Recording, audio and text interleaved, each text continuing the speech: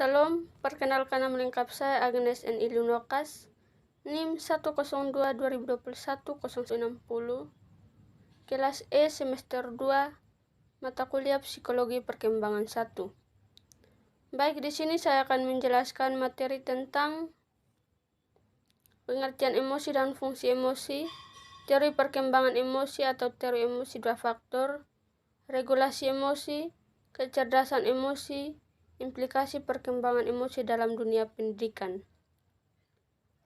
Pengertian emosi adalah suatu perasaan atau gejolak jiwa yang muncul di dalam diri seseorang sebagai akibat dari adanya rangsangan, baik dalam diri sendiri maupun dari luar. Emosi sangat berhubungan dengan kondisi psikologis dan suasana hati seseorang yang dinyatakan dalam bentuk perilaku tertentu. Dan fungsi emosi membantu kita dalam memberikan makna dalam setiap peristiwa yang dialami dan juga berperan dalam menganalisis situasi sosial.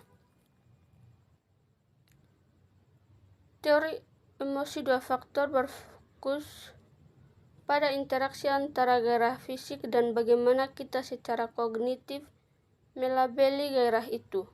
Dengan kata lain, perasaan perangsang saja tidak cukup, kita juga harus mengidentifikasi gairah untuk merasakan emosi.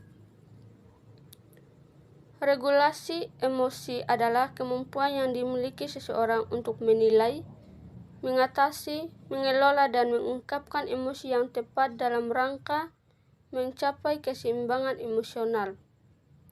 Kemampuan yang tertinggi dalam mengelola emosi akan memampukan individu untuk menghadapi ketegangan dalam hidupnya.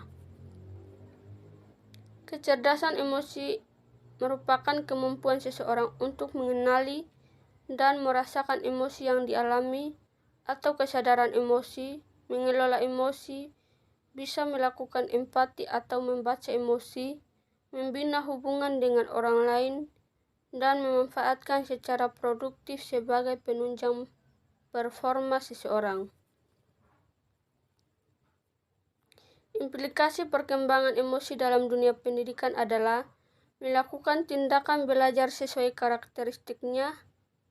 Hal penting yang perlu ada dalam lingkungan belajar yang demokratif adalah realisme, sadar bahwa anak memiliki kekuatan di samping kelemahan, memiliki keberanian di samping rasa takut dan cemas, bisa marah di samping juga bisa gembira. Terima kasih.